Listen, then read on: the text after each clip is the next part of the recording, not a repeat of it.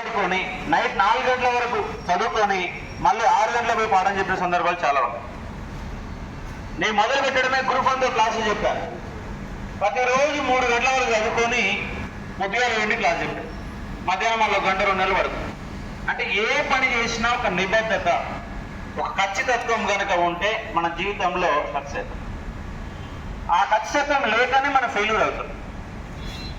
ఇవాళ తెలంగాణలో ఇబ్బంది పడుతుంది ఎవరంటే విద్యార్థులు ఇబ్బంది పడుతున్నారు. రైతుకు ఒకసారి నష్టం వస్తుంది, ఒకసారి లాభం వస్తుంది. ఏదో విధంగా ఆయన అలవాటు పడితే ఆ జీవితానికి అలవాటు పడిపోయింది. రైతు వర్షం వచ్చి తట్టుకుంటుండు, ఎండ కొట్ట తట్టుకుంటుండు, కరువు వచ్చి తట్టుకుంటుండు, ఎక్కువ వర్షాలు తట్టుకుంటుండు. కానీ నిరుద్యోగం తట్టుకోలేకపోతుంది.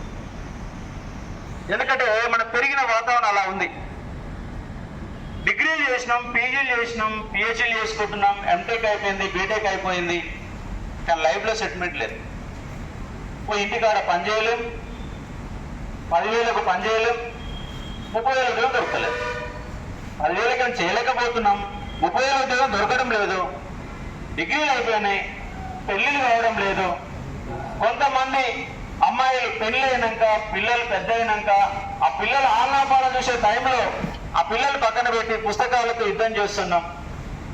కానీ తెలంగాణ రాష్ట్రం ఏ ఆకాంక్షలతో కోసం ఏర్పడిందో ఆకాంక్షలు పట్టించుకున్నాడు ఎవరు లేడు. అంటే గవర్నమెంట్ ఉద్యోగాలే అని ఒక ఫీలింగ్ తీసుకొచ్చి ఆ గవర్నమెంట్ ఉద్యోగాలు కూడా జోనల్ సిస్టమ్ పేరుతో 2014 నుంచి 2021 వరకు ఒక జోనల్ అనే పదంతో 7 సంవత్సరాలు ఉద్యోగాలు లేకుండా టీఆర్ఎస్ గవర్నమెంట్ ఆపేది.